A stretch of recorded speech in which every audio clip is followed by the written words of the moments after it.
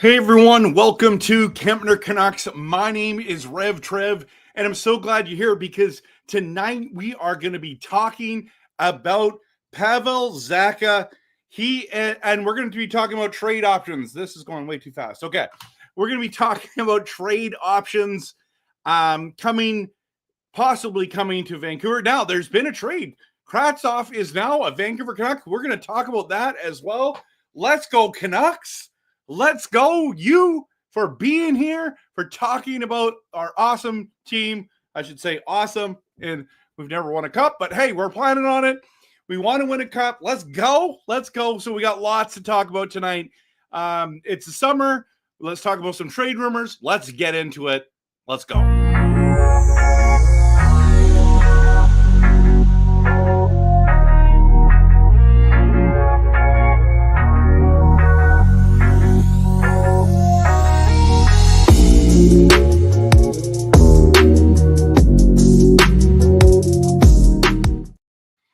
All right, everyone. So let's dive into this conversation on Pavel Zacha. And that is one of the things that we do want to ask, because here's the thing.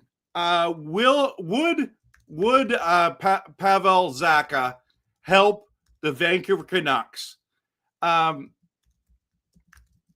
Let's talk about it. Let's talk about it. Post it in the comments right now if you think that Pavel Zacha would help the Vancouver Canucks, because that is an amazing, not an amazing, but a name that keeps coming up. And we're going to talk. I know some of you will want to talk about McTavish or Rossi and I'll just put those names in too, and we'll talk about them later tonight.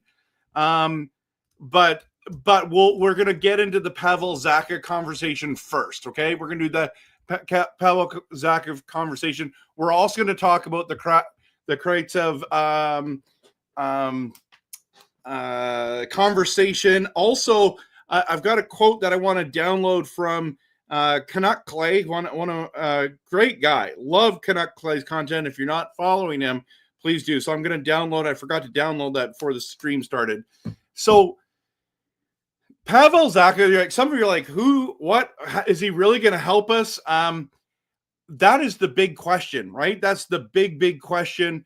And I think that this is an important question to ask, because who is it for the second line center that we can get at this stage, right? And I know everyone wants to talk about McTavish, and everyone's still talking about Rossi, and maybe you want to talk about Jared McCann next. That's definitely an option, okay? That's definitely an option. But when it comes to Zacha, and we just focus on that, why would the Boston Bruins want to trade him? Now, let's look. I'll just bring up the Boston Bruins, their line combinations just for a second, because they're not in a full rebuild, okay? But as you look at this team, they are trying to retool. And there was I read some stuff where they were talking about, hey, maybe they're trying to create cap space for a guy like Connor McDavid. Now, I think that's a pipe dream. I think if McDavid ends up leaving, he's not going to go to a place like Edmonton or like Boston. I think he would go to Toronto. To be in all honesty, they would have to make him. But maybe Boston's a realistic place, and they're trying to move money out to get even more cap space in. But if you look at it, Zacha is a left winger at this stage. They have Casey Middlestat that they've locked in for that second C. We've seen Zacha play there. Why would Zacha be a great option for the Vancouver Canucks? Well, there's a couple reasons why. He's a solid player. I wouldn't say he's elite. I don't think he's an amazing second line center, but he's okay. He's okay, right? So if you look at it that way, why is all these things? Stop seeing this ad. I don't want to see any ads. That's what look at all these ads on here. Anyways, so this is where we're at, right? He would bring that depth to the second line. I believe his face-off was 53%. That's pretty good. That's pretty good if you ask me. And when you're looking at his team, you got to also look at his how much money he costs, because he's on a 2-year contract. I believe it's $4.75 million. Let me just confirm that with you. Yeah, $4.75 million for not only this season, but next season. He's got an 8-team no trade list. I doubt Vancouver's on that team, on that list. And they just went and paid Tanner Jeannot $3.4 million for the next how many years? So, and he cannot be traded. He's a no trade clause, not a no movement. No trade clause, cannot be traded without the permission of someone else, of him. So they need some cap flexibility, and they only have $2 million at the moment. The problem is the Vancouver Canucks only have this is our current cap salary right here. Okay, this is the cap room, right? This is the cap room. So if you look at this scenario and you explore it a little more, Zacha could be helpful. But how do they, with the $2 million cap, we would have to move someone out. So let's quickly look at our roster. Okay, so go down to the Vancouver Canucks, and this is the thing. So the first thing you see is this top line: DeBrusk, Pettersson, Besser, if that's the top line. They're wanting to get help at that 2C, so Hedl becomes the third line center, or Hedl goes to the wing. And that would be probably the ideal thing, is because, see, DeBrusk and Zacha have already played together. They have some chemistry, and that's a good sign, right? That's a really good sign. So you're sitting there and you're looking at this and you're going, hey, that's not so bad. That's not so bad. But the stats for Zacha aren't great, right?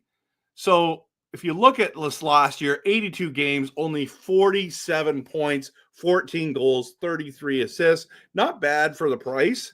The year before that, played 78 games and had 59 points, 21 goals, 38 points. The year before that, played a full 82, got 57. So, that 59, 57 is really where he maxes out. And so that's the kind of player you're looking at there. That's the kind of player you're looking at.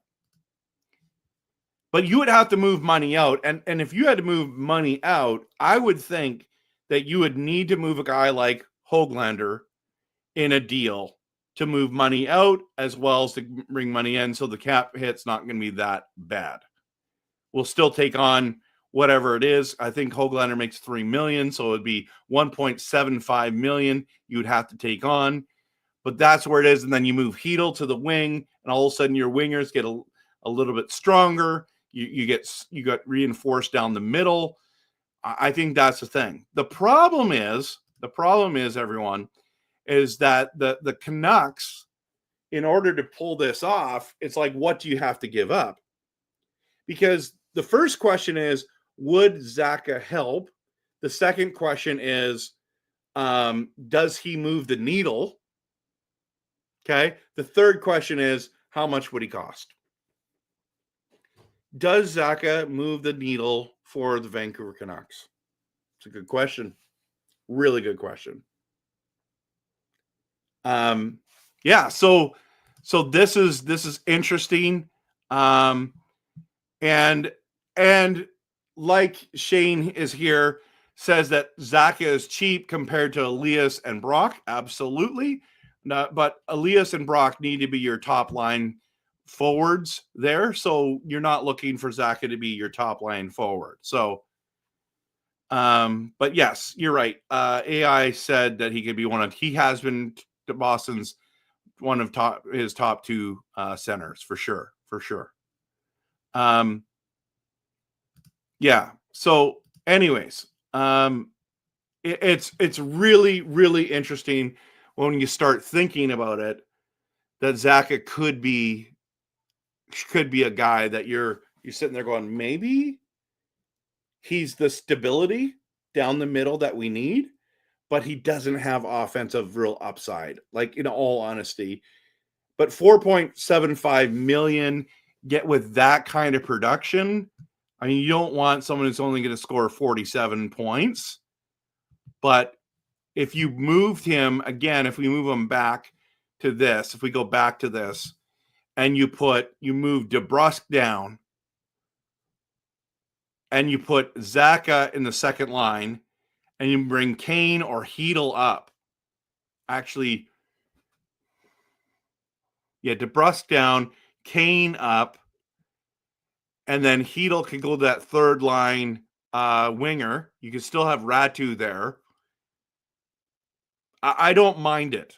I don't mind it. Now, I want to go on record. I want to make sure you're very clear when I says this is just a rumor. It's not a report. There have been people who are trying to link Zacha to Vancouver or Utah is the other place. But neither deal has moved. Obviously, we haven't, and that is the big number 3 point, right? Is the cost going to be too much? Because if I'm Boston or any team right now phoning, and the Canucks are phoning me for a trade, I'm asking for Vilander. I'm asking for DPD. I'm asking for Mancini. I'm asking for Lecker-Mackey. Those are the guys I'm asking you to move. Would you do it? Or would it be like Höglander and that's it? Maybe we'll throw in a second rounder. You know what I mean? Something interesting to think about. Will it move the needle to make a move? Would they make a trade that, or they're like, no, that we're not getting a third line winger for our second line center unless you pony up, and it's got to be Mancini or whoever. It's like, whoa, now this is getting pricey. This is why the deal hasn't happened, because that's what they'll be asking for, right? But the question I think that I've asked already, and I've messaged other people like Mark, him and I have been talking today. Good to see you, by the way. That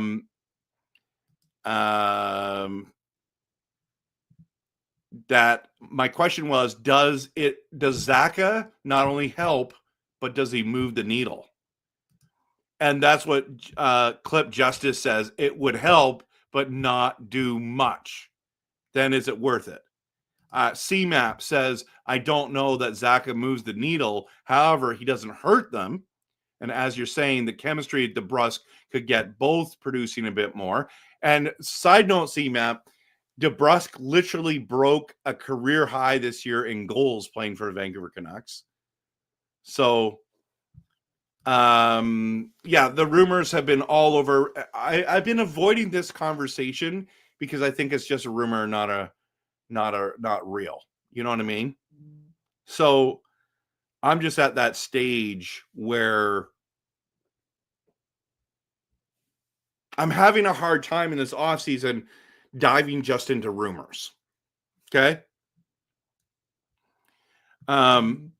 But this is not a report. This is a rumor. There's no reports coming out from insiders saying this is happening. This is a thing. I think it's more people looking at the rosters, and they're looking at Boston trying to retool, not rebuild. And they're saying Zacha could be a guy the Canucks or the Utah Mammoth. Did I say the Utah Jazz? The Mammoth could be interested in.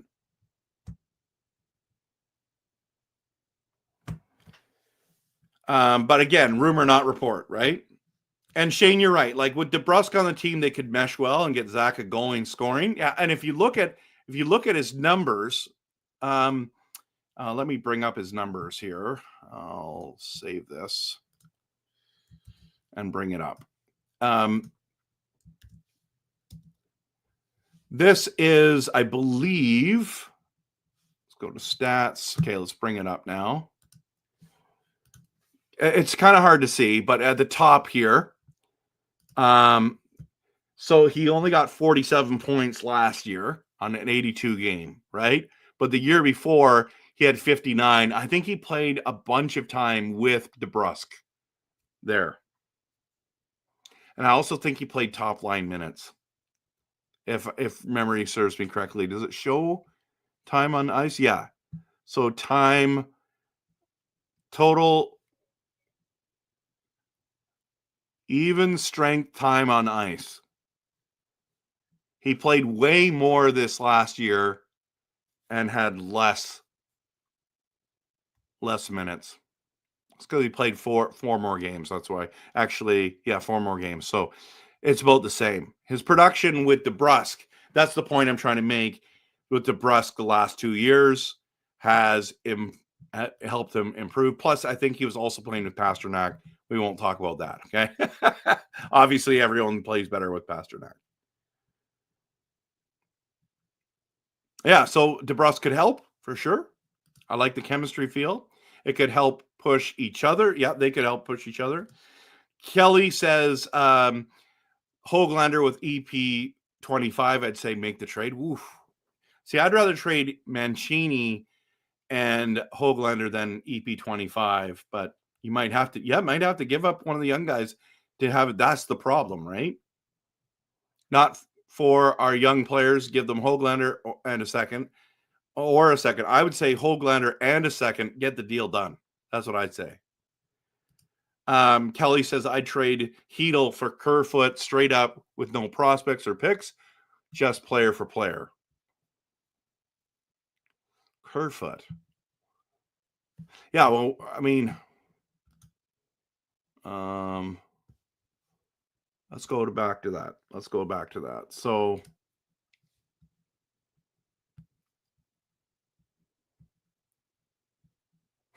that's an interesting thing. I'd have to think about that a little more. Interesting thought. So, Stefan, welcome to the channel. Good to have you here. Just talking about would Pavel Zacha help the Vancouver Canucks? Would he move the needle? How much would it cost? This is definitely one of those things. Now, I'm going to dive into the other conversation, everyone. We're going to talk about Jimmy says new government and lower taxes would help more. Would help more than getting him. Okay, Jimmy. Okay, I hear you. Okay. But let's talk about what everyone else wants to talk about. First, we're going to talk about some of the other second line centers. Then we're going to talk about the Kravtsov deal. Because I feel like the Kravtsov deal, in all honesty, is such a minor deal. And everyone's like, why aren't you talking about that tonight? Because I'm like, I don't think that one moves the needle at all. And speaking of which, I need to add Canuck Clay's just adding it now so you can see it in a second. I think this is the right one. Yes, it is. Okay, so we'll talk about other second line centers, and then we'll also talk about Kravtsov deal. Okay, so let's bring up the extra players. What about the Canucks trading for Mason McTavish, Marco Rossi, Jared McCann, Pavel Zacha? Okay, so we've talked about the Zacha one right here. Okay, we won't dive more into that.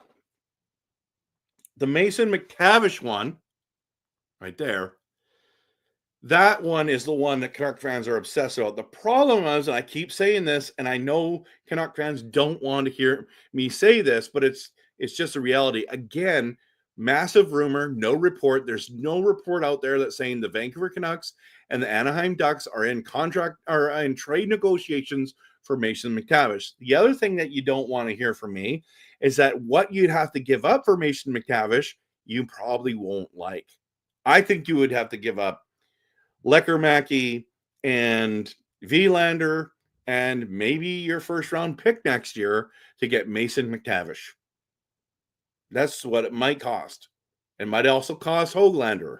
It might cost Ratu. I'm not sure. It's going to be a huge bill. I like Mason McTavish. I think he's a good player. I don't think he's a bad fit for the Vancouver. I think he's a great fit. Right? I just don't think, first of all, it's a rumor, not a report. We need to reiterate that.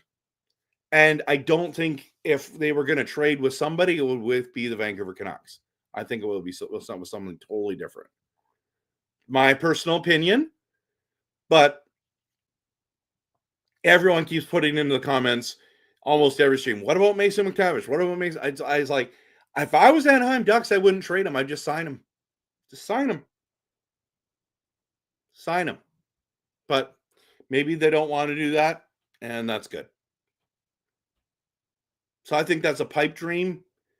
But I would love it if we got McTavish for the right price. Absolutely love it.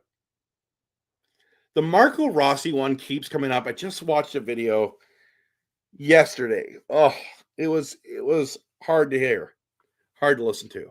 Listen, everyone who's watched my channel has heard me say this before, but for you that are brand new, by the way, hit the like and subscribe. I do tons of Canucks content that is passionate, realistic, and honest. Okay.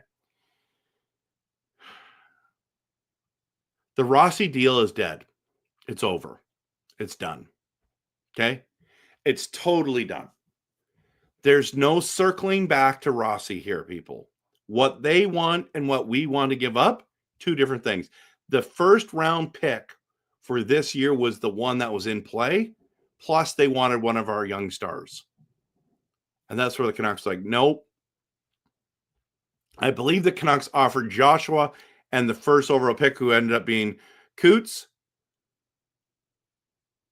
That would have been the trade that they offered, and Minnesota basically laughed at us.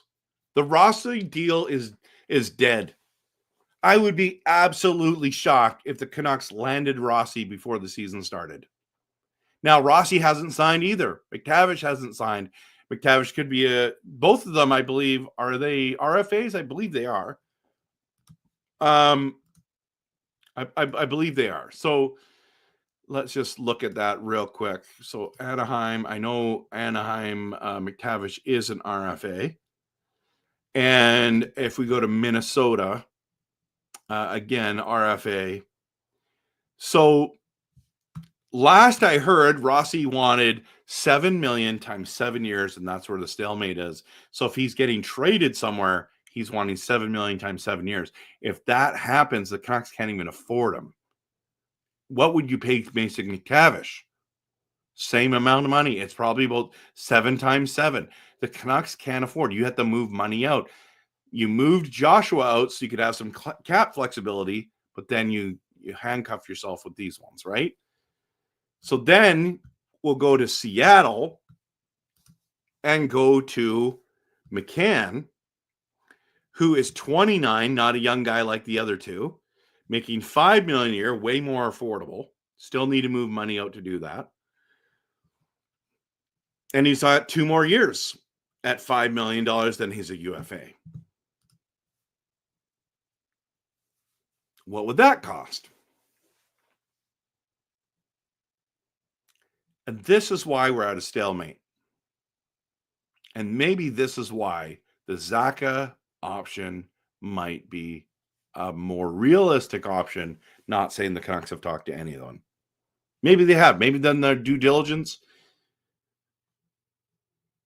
I know Canuck fans, we're desperate for a trade. We desperately don't want to walk this team into the season, but I think that Vancouver Canucks will do that unless they pull off one of these decent sized trades. I mean, McTavish would be a monster deal for us. Rossi, I mean, they've already tried to make a deal with them, but I think that's over. But if we actually landed Rossi, there'd be a lot of excitement in Vancouver. Smaller centerman, though. A lot of people are a little concerned about that. Having Pettersson and Rossi as your two centermen, I don't think would be great. It wouldn't be ideal. Okay. But McTavish, I mean, what's his size? I forget. Let's go back to Anaheim and just go to McTavish. I forget. He's 22. That's it, everyone. He's 6'1", 218. That's the kind of guy. That's, some people say, could be the next JT Miller. I get why people are in love with him.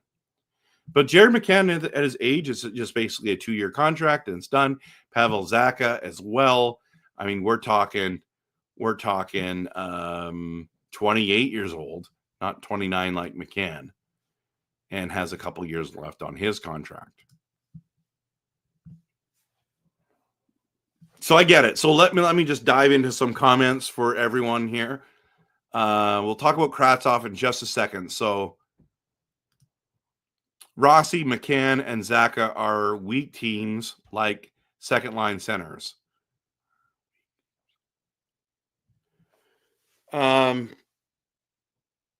Sure, but they're improvements to ours probably, and with Heedle's health, you might be forced to make this move.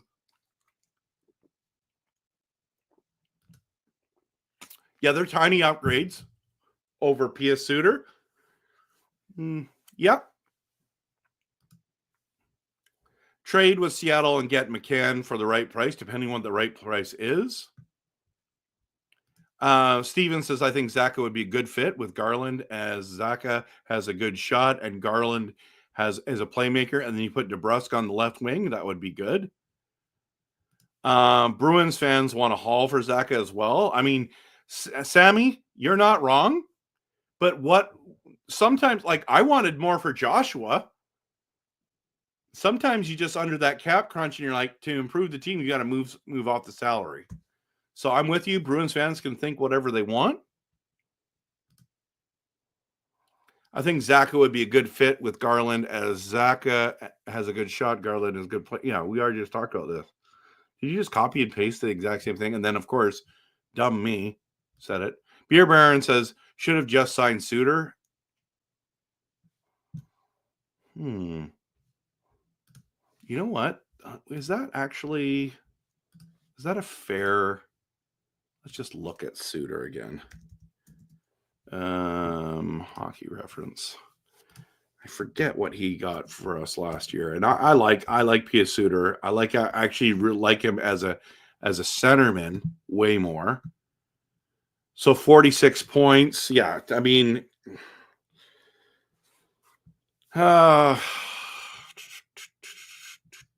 best season ever he's had, his career year.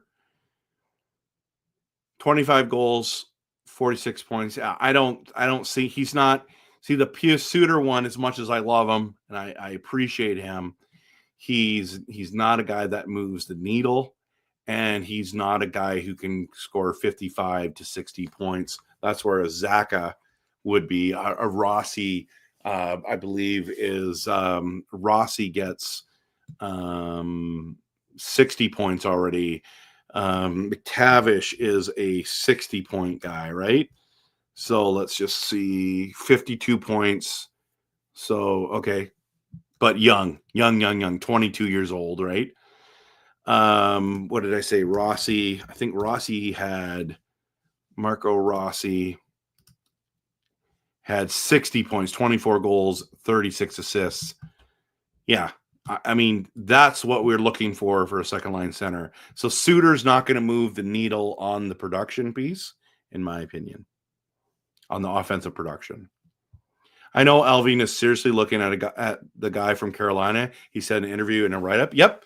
Roslovich. That's the guy I've been talking about in a number of videos. They are in contract conversations with him. They're trying to get him, in my opinion, they're trying to get him for dirt cheap. That's what they're trying to do. Yeah. It's exactly who you're talking about. Horvath went to the new GM and asked for no trade under any circumstances. Okay. Given that the cap space is the issue on signing some of these guys, why is no one considering trading Hronek and his $7 million until 2030? That's a great question, CMAP. There are people that have talked about that, but the Vancouver Canucks are not talking about that. So Zacha's career average is 45 points. Suter's career average is 36 points. Yeah. But if you look at their career years, you're looking at their career years. That's where Zacha has had two much better seasons than Pius Suter. Pius Suter's career year was 46 points. I don't think that's good enough for a second line center. Lyndon is in the building. Good to see you. Husky Unchained back 2 nights in a row. Good to see you, man. By the way, I love that New Jersey looking jersey there. I still got mine sitting right here that I pulled in that HKY jersey. I got a lot of flack last night for wearing it. Back to the Go Canucks Go shirt. I've got tons of Canucks jerseys over here. So Rossi has Maestro myocarditis, myocarditis, scary heart condition, medically cleared to play, but I did not know this, and I butchered the name on that concern. Huh? Thanks for sharing that. Okay. Going to do a couple more comments, and we're going to get in the Kravtsov conversation. Okay. Speaking of the Kravtsov conversation, Hedl and Kravtsov have played together a few times during their careers. I did not know that. The new Canucks teammates played on the same AHL team in 2019. They also played together on the Rangers in 22-23. During that time, they outscored their opposition 5-1. Interesting. Okay. Let's what were we gonna? I was gonna get into some more comments first. Oh, wait a minute.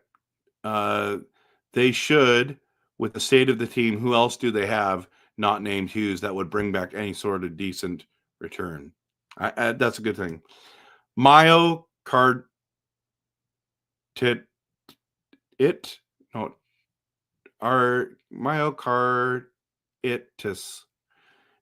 Okay. I don't know. Myocarditis. I don't know. I'm butchering it. Someone's going to clip that.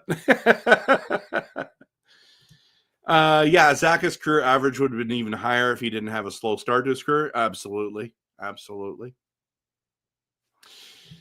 Okay, let's dive into the Kravtsov conversation. Let's see if I can get there. So, Canucks general manager Alvin, let me just post this in the comments, okay, or in the banner.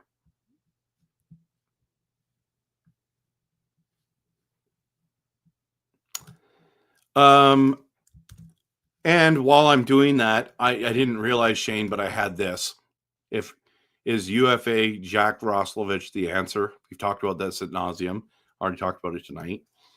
So general manager Patrick Alvin, this is the Canucks announced on X, on all their social media platforms, announced today that the Canucks have agreed to terms with forward Vitaly Kravtsov on a 1-year two-way contract. I believe the number is $775,000. So when you look at, it's a cap hit for a 1-year deal. It's a show me deal, as my friend Joe Cooper has reminded me. It's a show me deal. So it's a two-way. In the minors, he doesn't make though. He doesn't make like $82,000 to $90,000. His minor salary would be $450,000. And so interesting that the Canucks bring Kravtsov back. It's really, in my opinion, a very minor deal. Okay. It is more about Abbotsford than it is about Vancouver. Because, and I'll tell you why, because my good friend Clay tweeted this out today. It says Kravtsov has the most symmetrical NHL stats I've ever seen. 6 goals and 6 assists in 64 NHL games, 5 goals and 5 assists with the Rangers, 1 goal and 1 assist with the Canucks. I mean, when you look at that, that doesn't scream, hey, let's sign this guy. It says to me that, you know what? This is the AHL guy, and the Abbotsford Canucks need him. And he has NHL experience. So if you have injuries, a significant number of injuries, you can bring him up for a short period of time. That's all this is. I had friends messaging, what's the deal bringing Kravtsov back? And I'm like, that's a good question. The answer is Abbotsford. Abbotsford.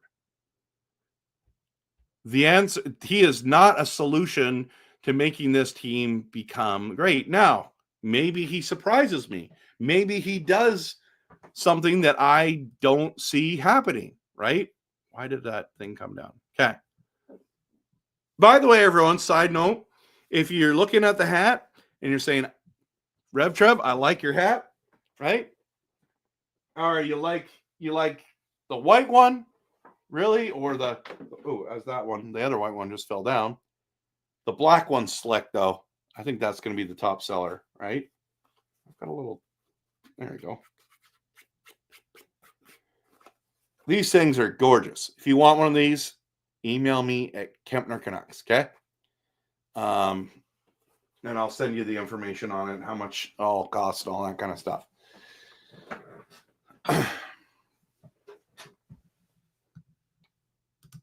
But this deal, to me, speaks about Abbotsford than it does. And this is why I'm like, I don't want to make a full video on this. Like, let's be honest. So Philip Hedl and him have played together a little bit. They didn't have good production. Look at his numbers that Clay mentioned. Totally not great. It's just such a minor deal. And it's like, they've got to build up Abbotsford. They got to keep Abbotsford competitive and all that kind of stuff. What do you guys think about the Kravtsov deal? Were you surprised? Were you happy? That would be great to know. Hans, good to see you. Hope you're doing well, man. Welcome to the channel. Good to have you back. Hope you're having a great summer. Isn't it 1-1 in 12 games in 2020? I don't know. 1 goal, 1 assist in 12 games. I know it's shocking to me, but the whole cost to it is so interesting to me. Like, I love contract stuff. I know Canuck fans are starting to get way more into it, but if you look at the contract breakdown, okay, so here it is, a 1-year deal. A 1-year deal. He's only 25 years old. He's a right or left winger. His agent is Daniel Milstein. We love Daniel. He's got great charisma. $775,000. You're looking at that, and that's what he makes if he plays for the Canucks. But the minor salary, see this right here? The minor salary, it's a two-way. If he goes down, he makes $450, and that's why he signs this deal. That's why he does that. Shane says that surprised he didn't play well last time. I just knew it was going to be a long shot, everyone. So yeah, so I mean, to me, this is not. Let's make one video all on Kravtsov, because it doesn't really matter. It doesn't matter with him. But see, the reason why I like talking about the $450,000 there is because, see, that's what we did with Shelovs. Remember? When we signed him to 2 years at $850,000, whether he played down or up, was a great deal for him because he was guaranteed the money. If he played in the AHL, which he did for most of the season, he would have made like $90,000. But by signing that deal, but then it hooked them, because when they signed Demko back, remember, that is there. So this is an interesting $450,000 to play in Abbotsford. That either means he's going to be like top line winger, or he's going to fill in sometimes for the Vancouver Canucks.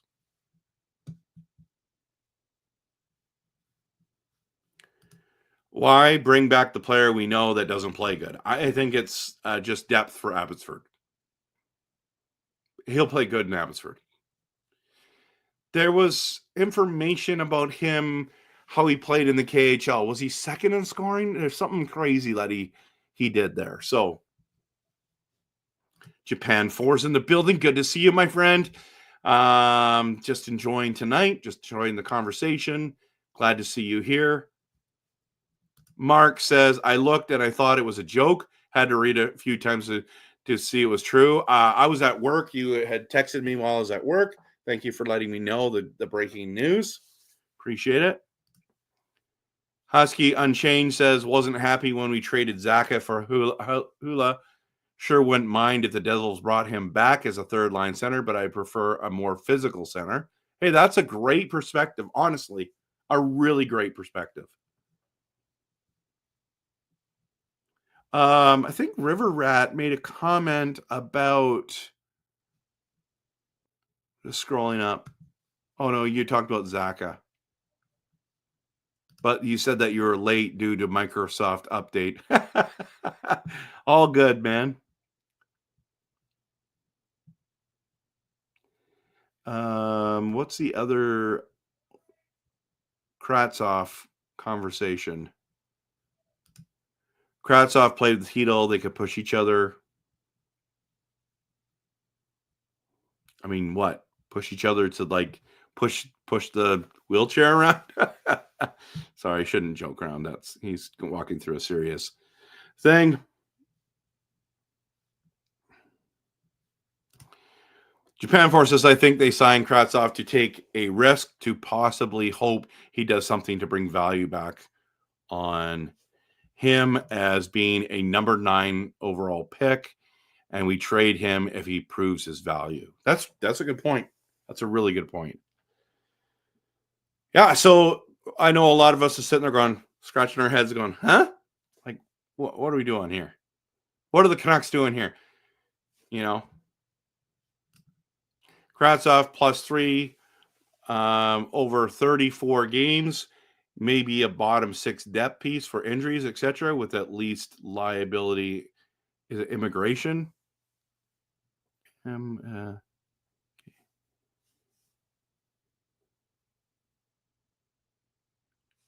Mitigation. Yeah, I mean, he just doesn't move the needle, right? Hands? That's the point. He doesn't move the needle. Just depth. Like, think Ulevy. No, not Ulevy. Juleson. Think Juleson, right? Depth guy, comes in, can play, won't play at a super high level. I actually think Juleson was more of an impact player than Kravtsov would be. Kravtsov would be like a 4th line player, max 3rd line winger. That's what we're talking about. We're talking about the same contract. I know that Juleson was a defenseman, but I'm just trying to like prove to you guys like how minor this deal is. Yeah, 100%. 100%. Yeah, so we swapped him for Lockwood, basically. Yeah, good point, Angelo. Good point. Yeah, so this is the problem with, or in the beginning of August. Are we on the 5th of August, Tuesday night, 2025? There's literally nothing going on. And the biggest news in the Canucks day is that we brought Kravtsov back. Yippee doodah. Yeah, that's what it is. Yippee doodah. Who cares? Depth piece doesn't move the needle, but maybe I don't know.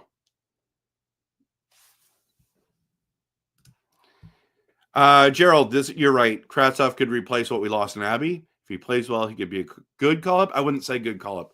He'd be a call-up.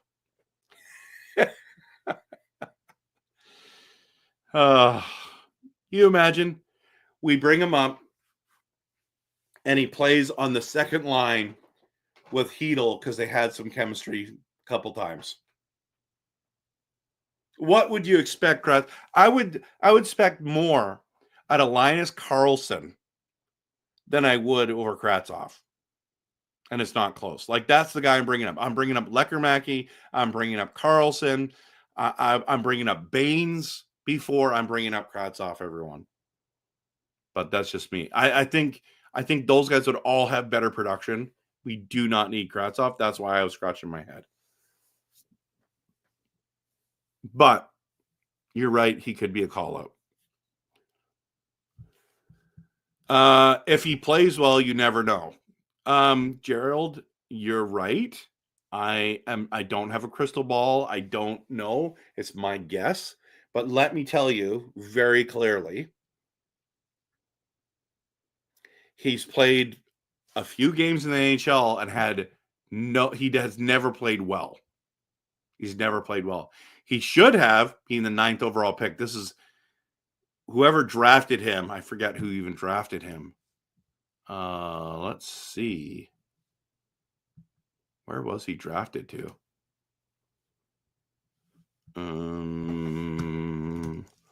Bring it up. Because that's a major fail. Major fail. He was drafted by the New York Rangers, first round, 9th overall pick, 2018. Talk about fail. That's a fail. Yeah.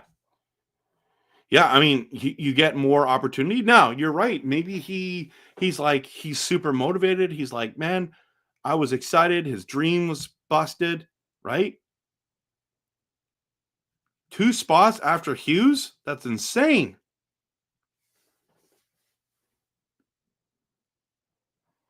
Obviously, he has potential.